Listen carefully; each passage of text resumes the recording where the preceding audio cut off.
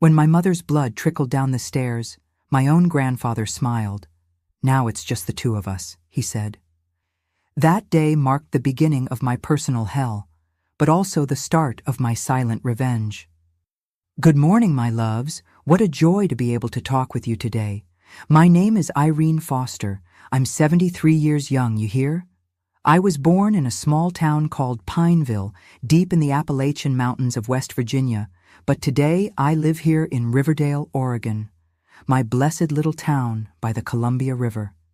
This is where I found my peace after so much turmoil in life. You know what I love to do these days? Knitting colorful quilts while sipping my sweet iced tea. It's an old tradition around here, you know? I learned from the local ladies when I arrived, over 50 years ago now. My hands are calloused, my fingers aren't as nimble as they used to be, but I still make the prettiest quilts in town, if I do say so myself. I sell some at the Sunday craft fair, but most I give as gifts to my 3 grandkids and to people in need. I started quilting when I needed to rebuild my life. Each stitch was like tying up the loose ends of my broken heart. Each colorful thread represented a new beginning, a new day when I chose to move forward. It was my therapy, my livelihood, and my salvation. I'm sitting now on my wooden porch, watching the river flow below. The house is simple, but it has a view of the Columbia, and on clear days like today, you can see the eagles playing in the sky. I have my plants, my birds that come to eat from my hand, and the peace I sought for so long in life. Before I continue my story, I'd like to ask you something. If this video touches your heart, please leave a like and subscribe to the channel so you don't miss the next life stories. And you, my dears, who are watching me now, tell me in the comments, which town are you watching from? And what time of day did you find this video? Early morning with coffee, after lunch, or already in the evening? I always read all the comments, and I'm so happy to know where you're from and when you take time out of your day to listen to this old grandmother's stories. Let me know, okay? Let's create a chain of kindness. Today, I'm going to tell you a story that I've kept silent for many years, a story about loss, pain, and a girl who had to find strength where there was none. It's not easy to talk about this, but I've learned that sharing our pain can also be a path to healing. And who knows, maybe my experience will help someone going through something similar. It was a long time ago, in a simple house by the creek, where I lived with my mother and where everything changed after my grandfather came to live with us. These are memories that still make my heart ache, but that today I can look at with the wisdom that only time gives us. I was born in a small cabin by the creek in Pineville, West Virginia. It was a simple house, all wood, with a floor that creaked when we walked, and walls that let the cool breeze pass through on hot nights. We had a small porch from which you could see the creek and the other small houses scattered along the bank. That's where I lived the first years of my life, among the smell of fresh-caught trout and the sound of blue jays passing in flocks at sunset. My mother, Delia Foster, was a strong woman, the kind who wouldn't bow her head to anyone. She worked as a midwife in the community, knew all the herbs and remedies from the mountains. Women came from far away to be attended by her. As a little girl, I already helped collecting the leaves and roots she needed, learning the secrets of the plants that heal. My mother had long black hair, always tied in a bun, and brown eyes that seemed to see into your soul. She was strict, but had a heart as big as the world. My father, Adam Turner, wasn't a bad man, but their marriage was never peaceful. I remember the arguments that echoed through the house at night when they thought I was asleep. He worked in the coal mines, was gone for months, and when he returned, the house turned into a battlefield.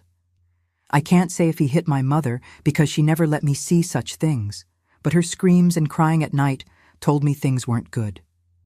When I was 4, on a rainy January afternoon, my father packed his few things in a bundle and said he was leaving.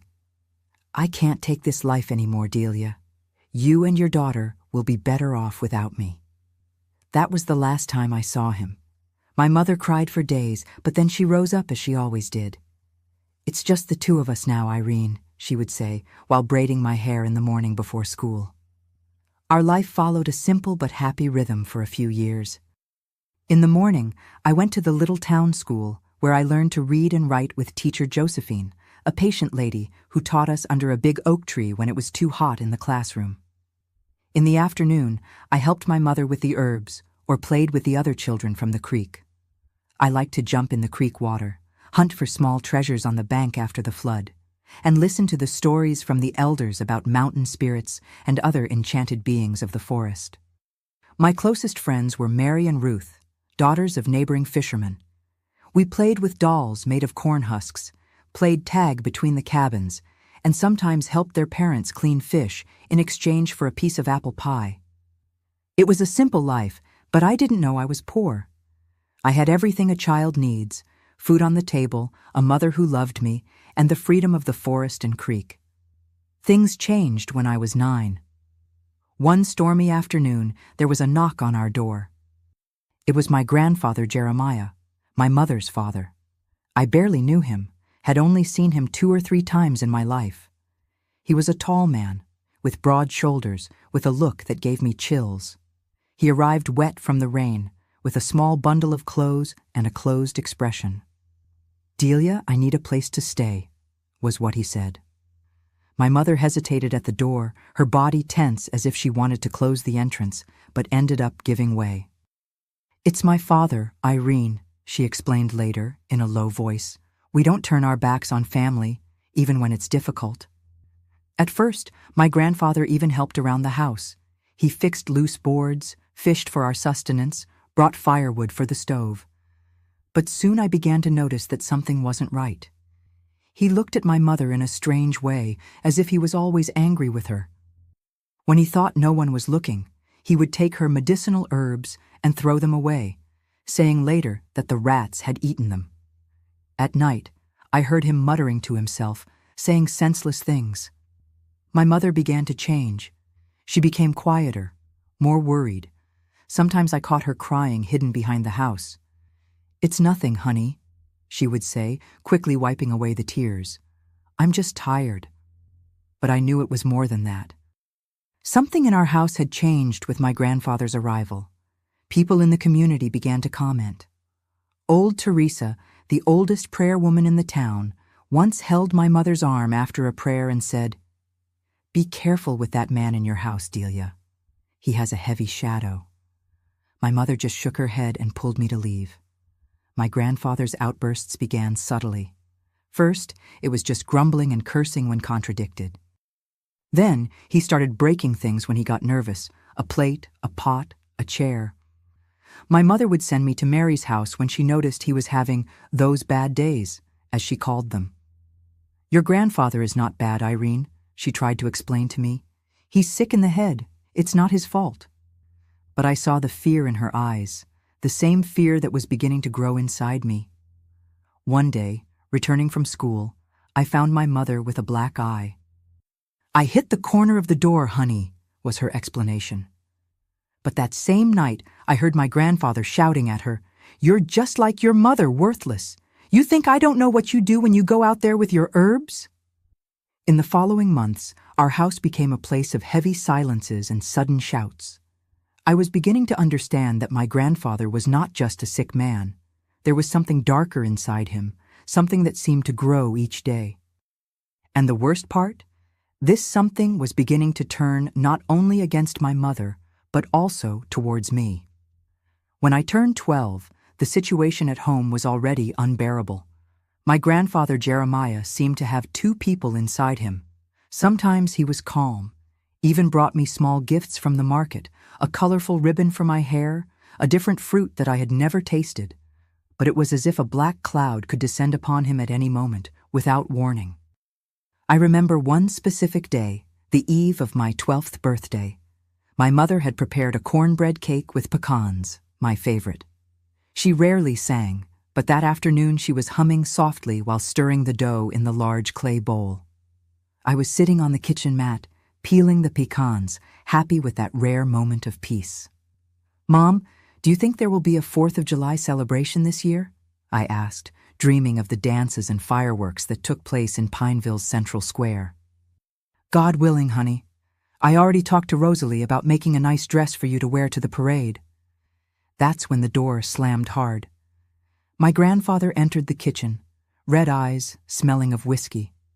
His gaze went straight to the cake my mother was preparing. What's this waste, Delia? Spending the few cents we have on nonsense? It's the girl's birthday tomorrow, Dad. It's not a waste to celebrate my daughter's life. He gave a dry laugh, the kind that made my stomach freeze. Your daughter, another mouth to feed, just like you, good for nothing but giving trouble. My mother turned to me, her face tense but trying to smile. Irene, go to Mary's and get those blackberry leaves I asked for, okay? I knew what that meant. It was her way of sending me out when she felt my grandfather was about to explode. I left quickly, but I didn't go to Mary's house. I stayed under the window listening. Don't talk about my daughter like that, Dad. She's a good girl, studious. She's going to be somebody in life. Somebody in life? Here in this backwater? You live in a fantasy world, Delia, just like your mother, full of foolish dreams. Leave my mother out of this. You made her suffer enough in life. The noise was quick, like a slap. Then, silence. Next time you talk to me like that, it won't be just a slap. And that girl, it's time she learned what a woman's place is in this house. I ran away, with tears in my eyes, and stayed hidden by the creek for hours. When I returned, my mother had a red face on one side, but she had finished the cake. My grandfather had gone out. Everything's fine, honey, she lied, hugging me tight. We're going to celebrate your birthday tomorrow, even if it's just the two of us. That night, she came to my bed and sat beside me. Her voice was different, lower and more urgent. Irene, I need you to promise me something. If someday I'm not here, you need to be strong. And you need to leave this house, understand? Go find old Teresa. She'll know what to do. Why are you saying this, Mom? Are you going to leave me? My heart was racing. No, my love, never by my choice. But sometimes life takes turns we don't expect. She stroked my hair and kissed my forehead. Just promise me you'll remember what I said. I promise, Mom. But I didn't really understand what she meant. Not that night. In the following months, my mother began hiding things around the house. Once, I caught her burying a small cloth bag under the loose floorboard. What's that, Mom? She was startled to see me, but then smiled sadly. It's our secret, honey. Here's a little money I've saved, and the address of my cousin Lucy in Riverdale, Oregon, if you ever need it. But it's our secret, okay? Your grandfather can't even dream about this. Another time, she taught me how to prepare a specific tea. This is to calm agitated people, she explained, showing the exact amount of leaves. If someone is very nervous, very out of control, this tea helps bring peace. I was beginning to understand that my mother was preparing for something, but I was too young to fully comprehend. The day that changed everything started like any other. It was March, a time of heavy rains. The creek water was high, almost reaching the floor of our cabin. I returned from school earlier because teacher Josephine was sick. When I approached the house, I heard the shouting. You think I don't know? You think I'm a fool? You've been talking about me to that old prayer woman, haven't you? Dad, please calm down. Don't tell me to calm down. I saw you two whispering after church. You're plotting against me, aren't you? Wanting to put me back in that place? I stopped at the door, not daring to enter. Through the crack, I saw my mother cornered against the kitchen wall. My grandfather had his back to me, his fists clenched. Nobody wants to put you away, Dad. I just want you to seek help. This hatred is consuming you, and it's scaring Irene. That girl, you're filling her head against me, just like your mother did with you. No, Dad, nobody is against you. We just want... I couldn't hear the rest. My grandfather advanced on her, grabbing her arms. My mother tried to break free, and in the push she gave, he staggered backward. That's when she ran toward the door, saw me, and her face transformed into pure terror. Run, Irene, run! I was paralyzed. My grandfather recovered quickly and went after her. My mother tried to dodge, but he grabbed her by the hair. In the struggle that followed, she lost her balance near the internal staircase that led to the basement of the house. It all happened very quickly. A push, a scream, and the terrible sound of a body falling down the wooden steps. Then, the most frightening silence I've ever heard. "Mom!" I screamed, finally coming out of my state of shock. I ran to the stairs, but my grandfather held me by the arm with such force that I felt my bones crack. "Don't even think about it, girl." He threw me against the wall and went down the stairs. I stayed there, trembling, listening to his heavy footsteps. When he returned, his face was as white as paper. She hit her head. She's not moving anymore." I tried to run to the stairs again, but he stopped me. "It's too late. We have to call for help. Old Teresa, the healer, someone." He grabbed my shoulders, his fingers digging into my skin. "Listen well, girl. It was an accident. She slipped and fell. If you say anything different, nobody will believe you. They'll say you're lying, that you're crazy. Understand?" I was crying so hard I could barely breathe. He shook me violently. "Understand?" I nodded, terrified. That same night, under the heavy rain, I saw my grandfather digging a hole in the backyard, behind the house. My mother's body, wrapped in an old mat, was placed in the improvised grave. I watched everything hidden, feeling that a part of me was being buried with her.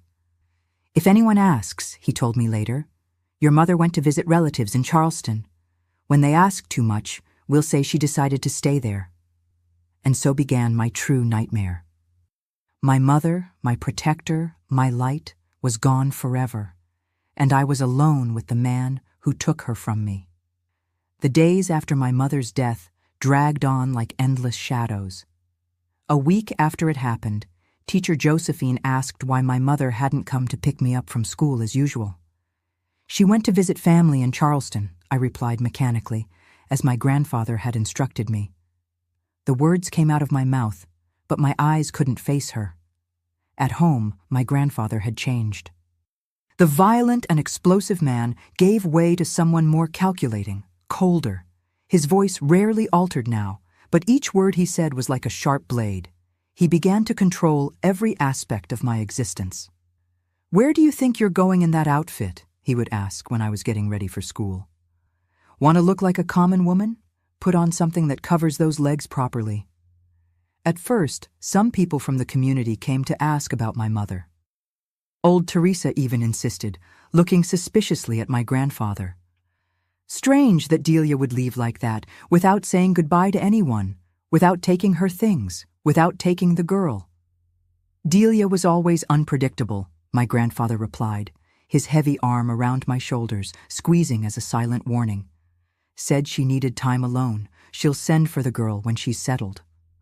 Old Teresa looked into my eyes, as if searching for the truth there. "Is that right, child? Your mother left and left you behind?" I felt the squeeze on my shoulder increase. "Yes, Mrs. Teresa. She said she'll be back soon." The old prayer woman didn't seem convinced, but she didn't insist either. Before leaving, she held my hands between her wrinkled ones and murmured, "If you need anything, my door is always open to you."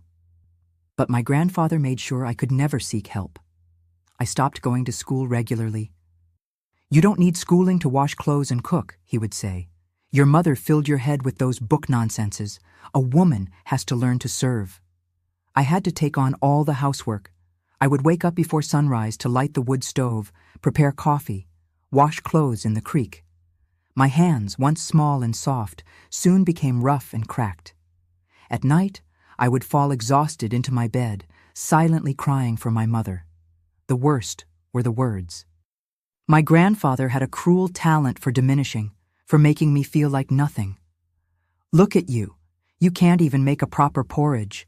Your mother was worthless, and you turned out just like her.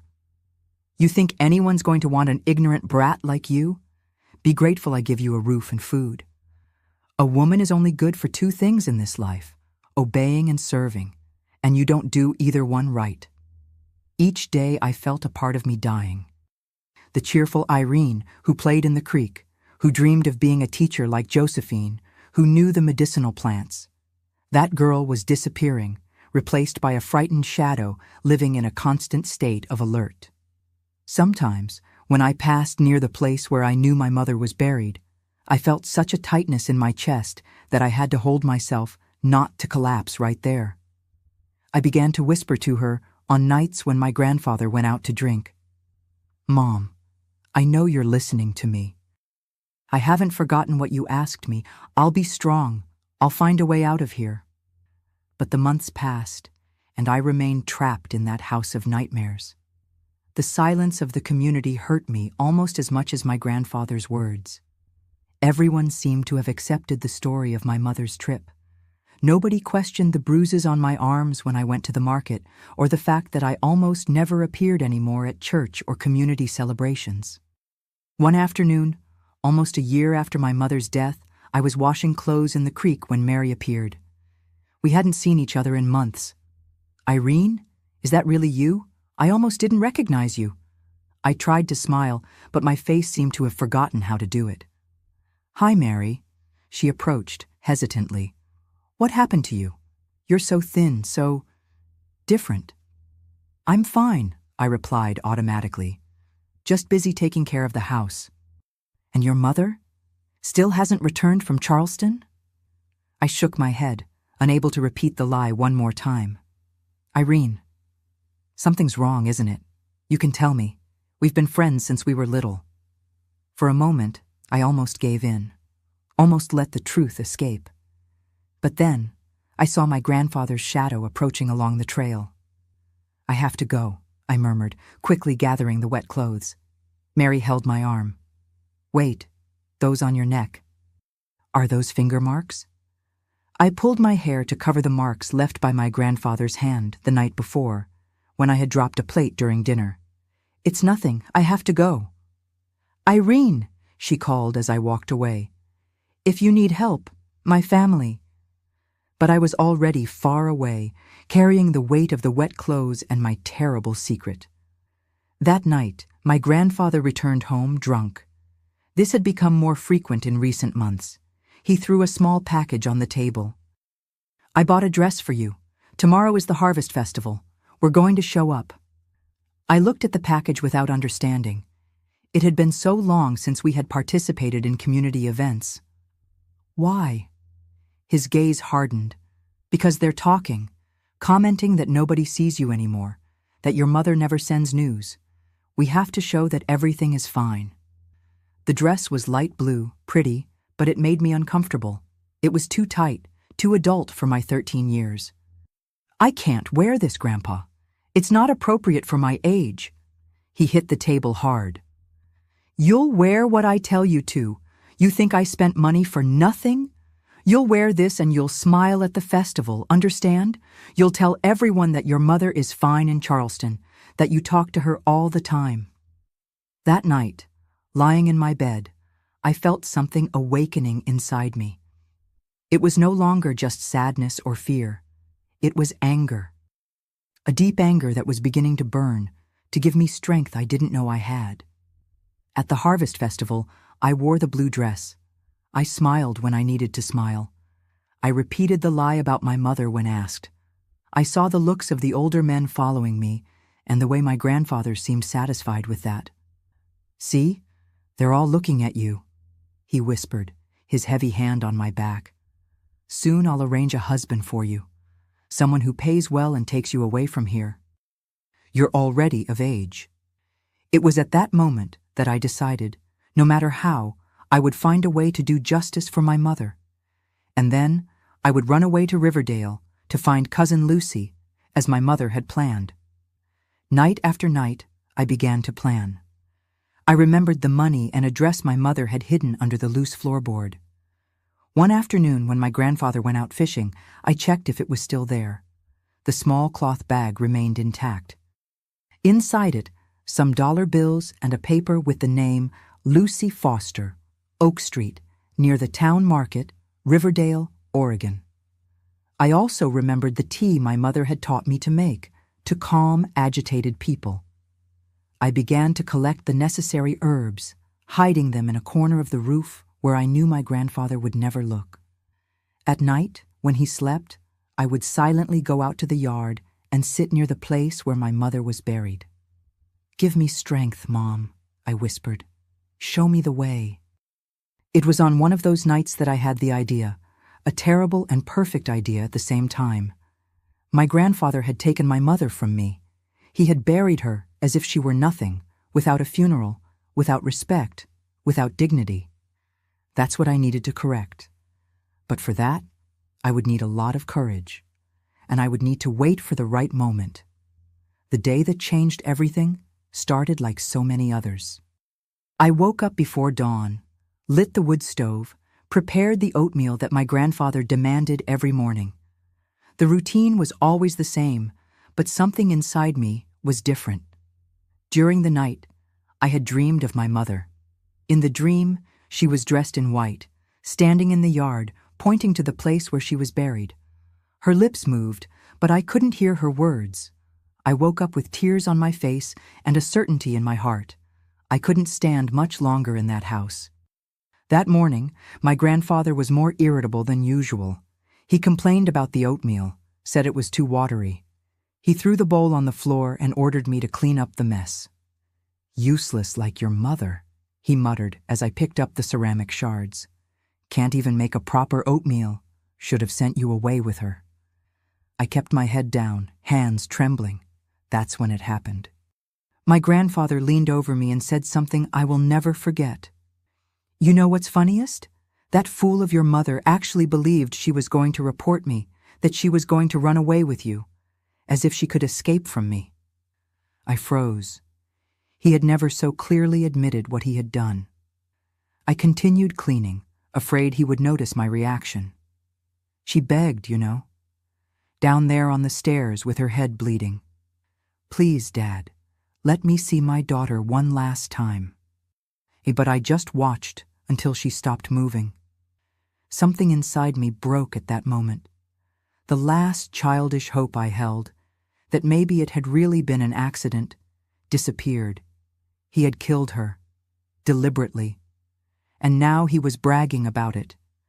"Look at me when I'm talking to you," he shouted, grabbing my chin and forcing my face up.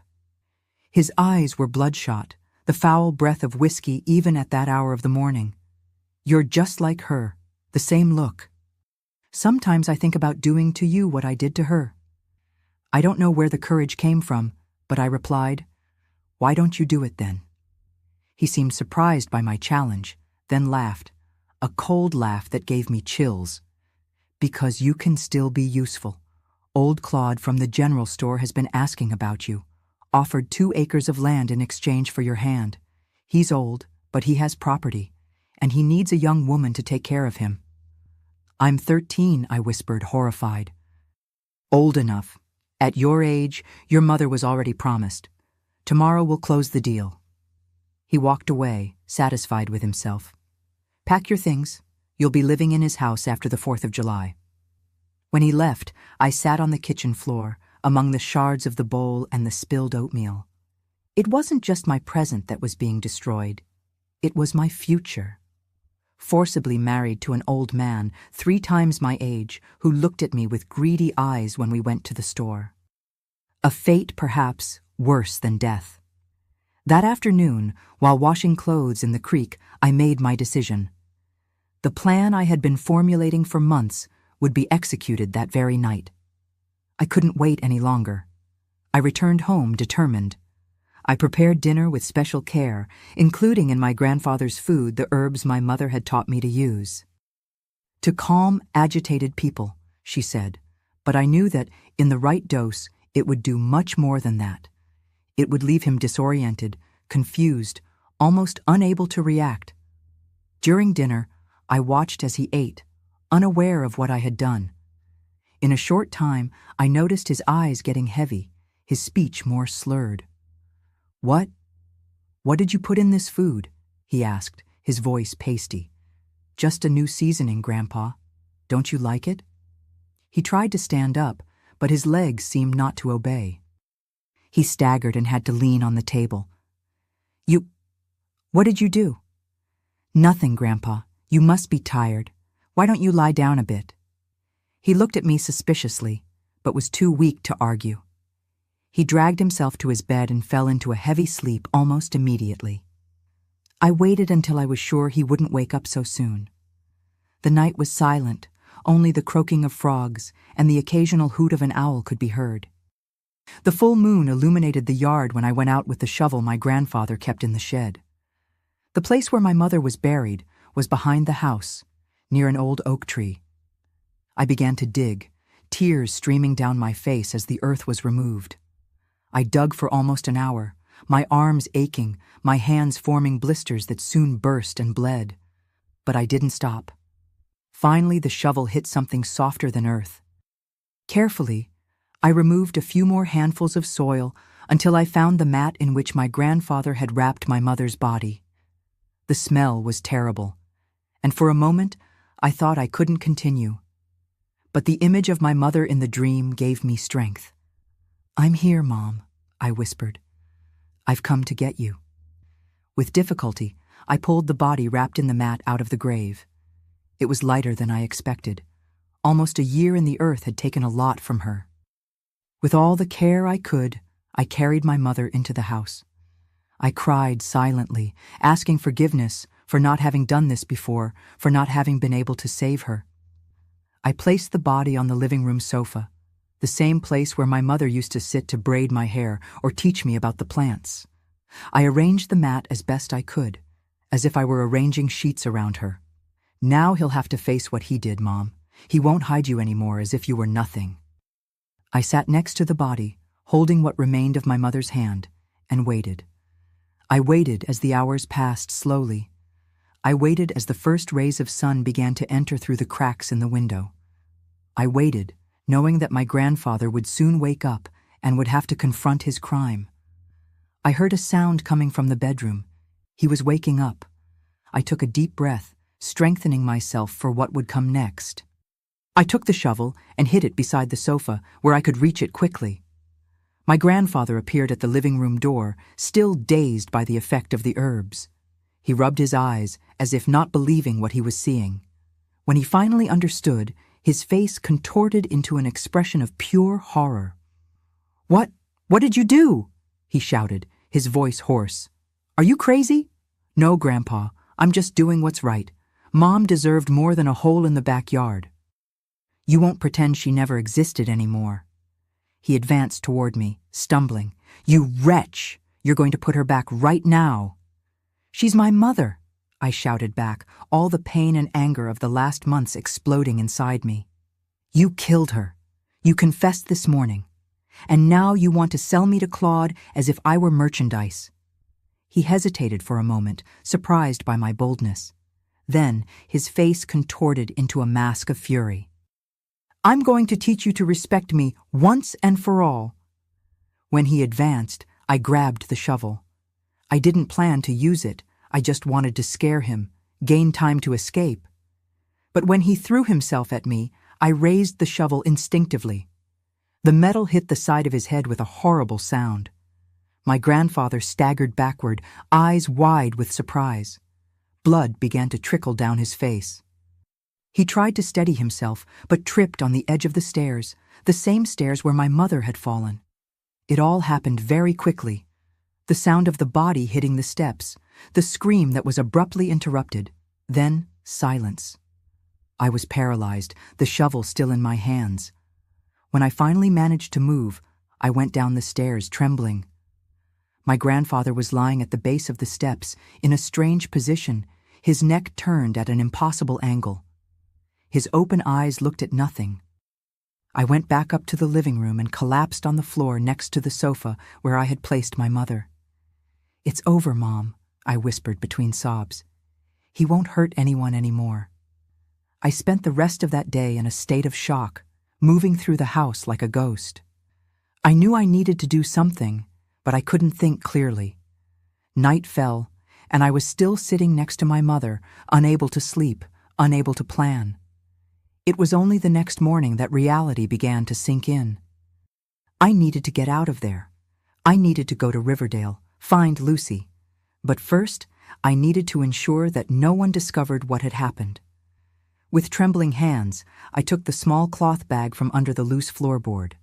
The money wasn't much, but it would have to be enough.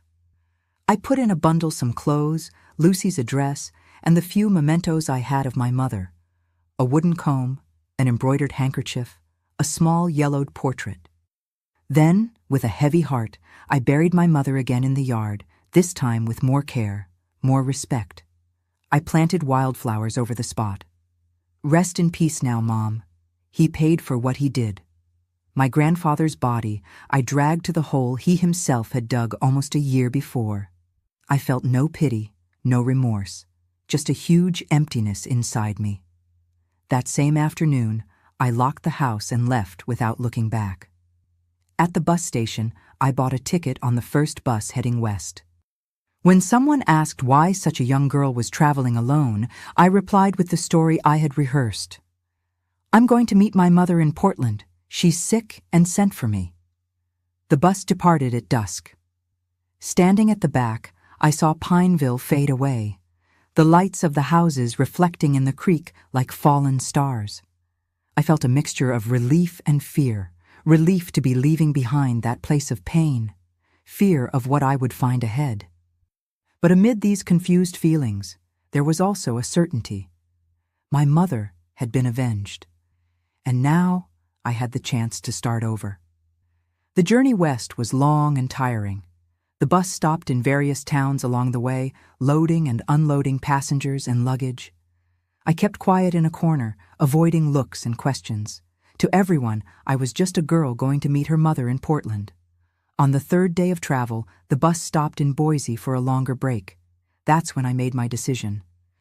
Instead of continuing to Portland, where I knew no one, I decided to try to find my mother's cousin in Riverdale. Something told me it would be safer, that it was what my mother really wanted. I got off in Boise and waited 2 days for another bus that would go to Riverdale. I slept at the small terminal, hidden between luggage and benches.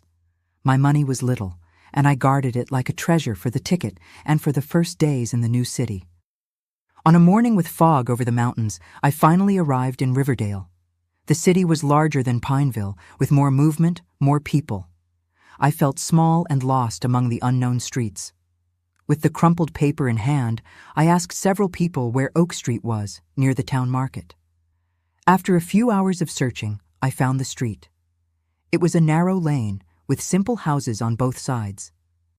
My heart was racing as I looked at each door, each window, looking for some sign of my mother's cousin. It was an elderly lady sweeping the front of her house who finally helped me. Lucy Foster, of course I know her. It's that blue house at the end of the street. I walked there, mentally rehearsing what I would say. How would I explain who I was, what had happened? With each step, I felt the weight of my story becoming heavier. The blue house had ferns hanging on the porch and a small garden in front. I knocked on the door, my heart almost jumping out of my mouth. A middle-aged woman answered, hair tied in a bun identical to the one my mother used to wear. The resemblance hit me like a punch, and for a moment, I was speechless. Yes? How can I help you? Are you Lucy Foster? She looked at me curiously. Yes, I am. I'm Irene, Delia's daughter. Her face transformed. First surprise, then a mixture of joy and confusion. Irene? Delia's daughter? My God! But what are you doing here alone? Where is your mother? That's when I broke down. The tears I had held back during the entire journey came all at once. Lucy pulled me inside, hugging me tight while I sobbed on her shoulder. Calm down, my child. Calm down. You're safe now. Gradually, between sobs, I told her a version of the truth. That my mother had died in an accident, that my grandfather had become violent, that I had run away because he wanted to force me to marry an old man. I didn't mention the unearthed body, nor the shovel, nor the fall down the stairs. Some truths were too heavy to share, even with someone as welcoming as Lucy. She listened to everything in silence, tears streaming down her face.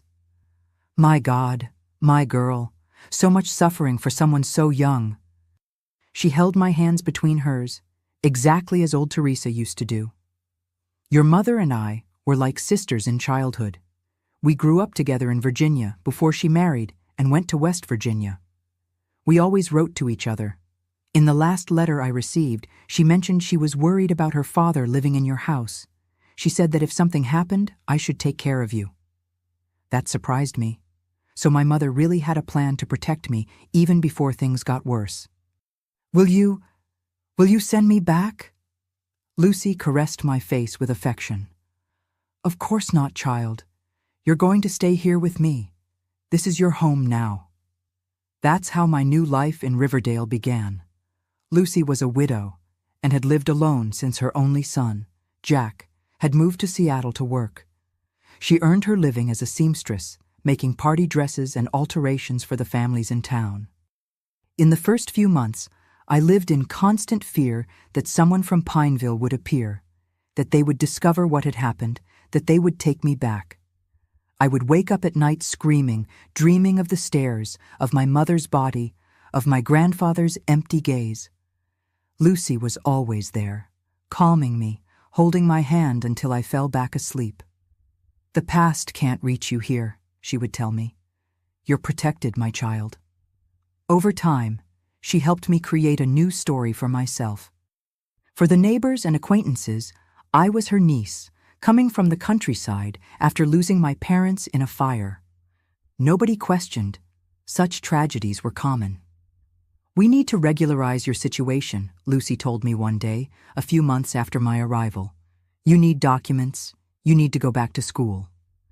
That's when I met Mr. Raymond, a clerk at the county office who was an old client of Lucy's. She told him a modified version of my story, that I had lost everything in a fire, including my documents. With his help, I got a new birth certificate. In it, I was Irene Foster, Lucy's grandniece. It was as if the frightened girl from Pineville had finally disappeared, giving way to a new person. At first, it was difficult to adapt to school in Riverdale. I was older than the other students in my grade, since I had lost almost 2 years of studies. But Teacher Claudia, a patient lady with thick glasses, gave me special attention, helping me to make up for lost time. You have a sparkle in your eyes, girl, she told me one day. A sparkle of someone who will go far. It was strange to hear words of encouragement after so long being diminished by my grandfather. At first, I didn't believe them. But Lucy and Teacher Claudia insisted so much that, little by little, I began to think that maybe they were right. At 15, I had already become one of the best students in the school. I discovered that I loved to study, especially literature and science. In my spare time, I helped Lucy with sewing, learning to do hems, sew buttons, adjust dresses. It was also at 15 that I met Arnold, a nephew of a client of Lucy's. He was 17 and worked at the fish market with his father. He was a quiet boy, of few words, but gentle eyes. We would meet in secret sometimes to talk in the square or walk by the riverside. Lucy noticed right away. This boy is a good lad, she told me. But go slowly, Irene. You still have a lot ahead of you. And she was right. My priority was to study, to build a life different from the one I had left behind in Pineville. Arnold understood this and respected it. Our courtship was innocent, made of conversations, shared dreams, and occasionally a shy kiss when no one was looking. Life followed a peaceful and safe rhythm, so different from the constant tension I had lived before. But deep in my heart, the weight of what had happened was still there. Sometimes, when I was alone, guilt consumed me. Not for my grandfather's death. As much as I tried, I couldn't feel remorse for that, but for having left my mother buried in that yard, far from me. When I turned 18, I made a decision. I told Lucy the whole truth, everything. About how my grandfather had killed my mother, about how I had confronted him, about the shovel, the fall down the stairs, the escape. She listened to everything in silence, holding my hands tightly. You had no choice, child, she said when I finished. You did what you had to do to survive. Your mother would understand. But I left her there, buried in that yard. Your mother is not in that yard, Lucy said firmly. Her body may be there, but she is here, she pointed to my heart. And here, she pointed to my head. In your gestures, in your smile that's just like hers, in your strength, Delia lives in you. Those words were like a balm to my wounded soul. That night, for the first time in many years, I had no nightmares. At 20, I married Arnold. It was a simple ceremony at the Riverdale church, with Lucy walking me down the aisle. We began our life together in a small wooden house that he built himself near the market. He continued to work with his father in the fish business, and I gave private lessons to children with difficulties in school, using what I had learned with teacher Claudia. A year later, our first child, August, was born. When I placed him in my arms for the first time, I felt that a cycle was completing. Here was a new life, a new beginning, free from the shadows of the past. Lucy was fundamental in this phase. Already elderly, but still full of energy, she came every day to help me with the baby, teach recipes, tell stories about my mother that I didn't know. Did you know that your mother, when she was your age, wanted to be a nurse? She told me one day. She had a talent with medicinal herbs since she was little. If life had been different, perhaps she would have realized that dream. These stories connected me with my mother in a way I didn't imagine was possible. It was as if, through Lucy's words, I could know the woman my mother was before everything. Before my father, before my grandfather, before the tragedy. Gradually, life gained a sweetness that I never thought I would experience. We had 2 more children, Louise and Sebastian. Arnold prospered in the fish business, eventually opening his own stall in the market. I bought a sewing machine and began to make clothes for children using the techniques Lucy had taught me. When Lucy passed away, at 86, I felt as if I had lost my mother a second time. But unlike the first loss, this was surrounded by love, by farewells, by gratitude. At the wake, an elderly lady approached me. "You must be Irene," she said. "Lucy talked a lot about you. She said you were the daughter she never had." "And she was the mother that destiny gave me when I lost mine," I replied, tears streaming. Life continued. My children grew up, married, had their own children. Arnold and I grew old together, seeing our family increase and prosper. I never returned to Pineville, nor tried to find out what happened to the house where I grew up. Some doors are better kept closed. But sometimes, when I'm alone watching the river flow, I think of the girl I was, the path I traveled. I think of my mother, Delia, and hope that, wherever she is, she can see the woman I became. A woman who survived, who rebuilt her life piece by piece, who found love and peace after so much pain. And if there's one thing I've learned in this long journey, it's that revenge doesn't bring peace. What brings peace is forgiveness, not of others, but of oneself. Forgiving oneself for not having been able to change the past, for having done what was necessary to survive, and above all, allowing oneself to be happy, even while carrying scars. Riverdale became my home, my safe harbor. It was here that I found a new family, that I put down roots, that I planted my future. And it's here that I intend to stay, watching my grandchildren grow, telling stories of the past, not the painful ones, but those worth remembering. Today, at 73, I live a peaceful life here in Riverdale, my town by adoption and heart. My wooden house on the street that goes down to the Columbia River has a wide porch where I spend most of my days, knitting colorful quilts and observing the movement of the waters. Arnold left 5 years ago, a heart attack while he slept, without suffering. 50 years together, an entire life shared. I miss him every day, especially at dusk, when he used to sit beside me to watch the sunset tint the river red and gold. But I don't allow myself to sink into sadness. As my mother used to say, through Lucy's stories, life is like the river. It always flows forward, even after the rapids.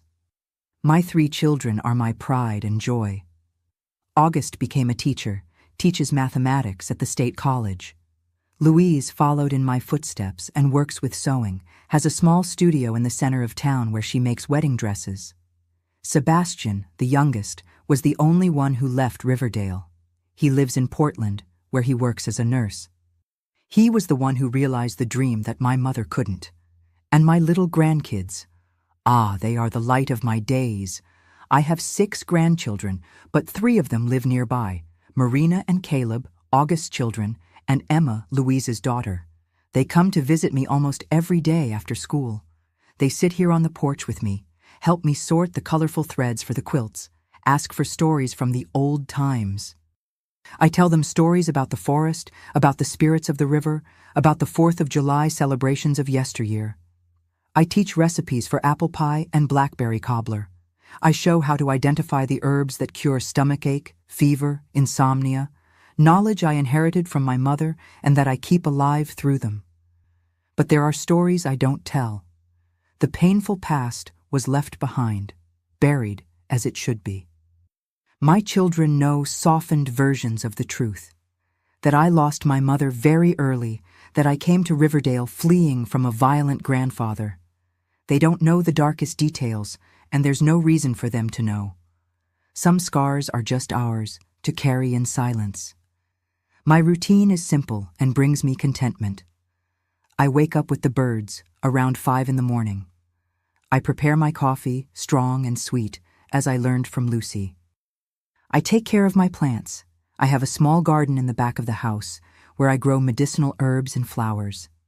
Sometimes, when my joints don't hurt too much, I go to the market to buy fresh fish and chat with the vendors, many of them children and grandchildren of the friends I made throughout my life in Riverdale.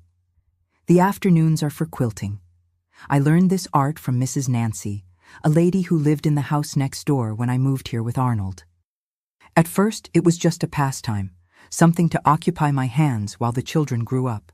Over time, it became my passion and a small source of income. My quilts are known in town for their quality and vibrant colors. I sell some at the Sunday craft fair, others I give as gifts to those in need. Quilting has something meditative, healing about it. Each stitch I make in the quilt is like tying a memory, a feeling, a piece of my story. The colors I choose speak of my state of mind. Blues and greens when I'm at peace, reds and oranges when I feel nostalgic, purples and yellows when nostalgia visits me. On Sundays, I go to Mass at the main church. I'm not the most religious, but I like the ritual, the community, the feeling of belonging. After Mass, my children and grandchildren come to have lunch here at home. I prepare baked fish with herbs, cornbread, cucumber salad, simple foods that make the table happy. Seeing everyone gathered, talking, laughing, discussing politics or football, I feel an immense gratitude for the life I built. Sometimes, when I'm alone, I take the old wooden comb that was my mother's, one of the few things I brought from Pineville. I look at it and feel that somehow she would be proud. Proud to see that I survived, that I didn't let hatred and pain define who I am, that I managed to create a family based on love and respect, so different from the one in which I grew up. I won't say I don't have difficult moments. There are nights when the nightmares still return. Nights when I wake up frightened, hearing the sound of a body falling down the stairs. In these moments, I get up, make a chamomile tea with lemon balm, not that tea I gave my grandfather that fateful night, but one that truly calms without ulterior motives, and go to the porch. I look at the river, at the stars, and breathe deeply until the anguish passes. With age, I've learned that carrying guilt serves no purpose. I did what I needed to do to survive, to have the chance of a better life. If that makes me a bad person in the eyes of some, so be it. I only know that that frightened 13-year-old girl didn't have many options. And looking back, at the path I traveled, I don't regret the choices I made. I have simple plans for the future. I want to see my grandchildren grow up, graduate, build their own lives. I want to continue knitting my quilts as long as my hands allow. I want to sit on my porch every afternoon and watch the river flow, carrying stories of other lives, of other journeys. And when my time comes to depart, I want to go in peace, knowing that I left more love than pain in this world. That I transformed a story that began with tragedy into a saga of overcoming and renewal. That I honored my mother's memory not through revenge, but through the dignified and loving life I built. Riverdale welcomed me when I needed it most. It gave me a new beginning, a new chance, and I reciprocated with deep roots, with a family that spreads throughout the town like the branches of a large tree. This is my home, my place of peace. Here, in this town by the Columbia River, the frightened girl from Pineville finally found her safe harbor. My dear ones who have come this far with me, listening to this story of pain and overcoming, I want to leave with you some words that I carry in my heart. If you are going through dark moments, through situations that seem to have no way out, know that there is always a tomorrow. There is always a boat that can take you away from the storms. I learned that age doesn't define our strength, but rather our capacity to start anew each day. When I fled Pineville at 13, I was just a frightened girl, with nothing but a few coins and a lot of fear. But inside me there was a determination greater than terror, a will to live that overcame all pains. My wrinkles are maps of survival. Each one tells a story of pain overcome. I look at my hands today, wrinkled and calloused by time, and I see in them the story of an entire life. Hands that knew violence, but that chose to create, nurture, caress. Hands that learned that building is always more powerful than destroying. Life taught me that even in the deepest darkness, our inner light never goes out. In the darkest moments, when it seemed there was no hope, something inside me refused to give up. This light, we all have it. Sometimes it seems weak, almost invisible, but it's always there, waiting for us to feed it. I never allowed my dignity to be stolen, even when they tried to take everything from me. My grandfather could control my body, my movements, but my thoughts, my dreams, my essence, these were mine alone. No one can take your dignity if you don't allow it. Remember that. I discovered that we are stronger than we imagine, especially when we think we can't take it anymore. There is within each of us a reserve of strength that we only discover in the most difficult moments. A resistance that surprises us, that makes us move forward when everything seems lost. Time doesn't heal all wounds, but it teaches us to live with them and still smile. I carry the scars of my story, but they don't define me. I learned to live not despite them, but with them. They are part of who I am, witnesses to the journey I traveled. My story is not about what they did to me, but about how I chose to respond. I could have become bitter, vengeful, closed to love. But I chose another path.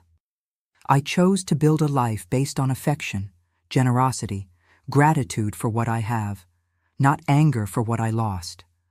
I learned that true strength is not in never falling, but in getting up every time. Life will knock us down, that's certain. The important thing is how we react to the falls. If we stay on the ground, lamenting, or if we rise, shake off the dust, and move forward. If you know someone who is experiencing situations of abuse or violence, extend your hand. Sometimes, all a person in this situation needs is to know that they are not alone, that there is someone willing to help, to listen without judging. A gesture of solidarity can be the difference between despair and hope. Seek help from authorities and protection organizations in your city or country. Anywhere in the world, there are people committed to protecting the most vulnerable. Don't be afraid to ask for help. This is not weakness, it's an act of courage. Observe the signs. People living in abusive situations often isolate themselves, change behavior, have unexplained marks on their body, live in a constant state of alert. If you notice these signs in someone close, don't remain silent. Your interest can save a life. Remember that in any culture, in any country, respect for human dignity is a universal value. No one has the right to hurt, humiliate, or subjugate another person. We all deserve to live without fear, without violence, without oppression.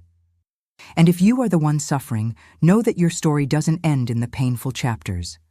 There is always the possibility of a new beginning, of a different life. I am living proof of this.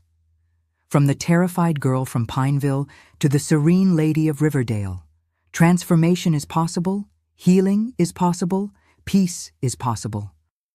Like an extended hand to other people who have gone through traumas like I went through. When you subscribe, you are saying, this story matters. This pain will not be forgotten. This overcoming deserves to be celebrated. Share this video immediately with all the people you know.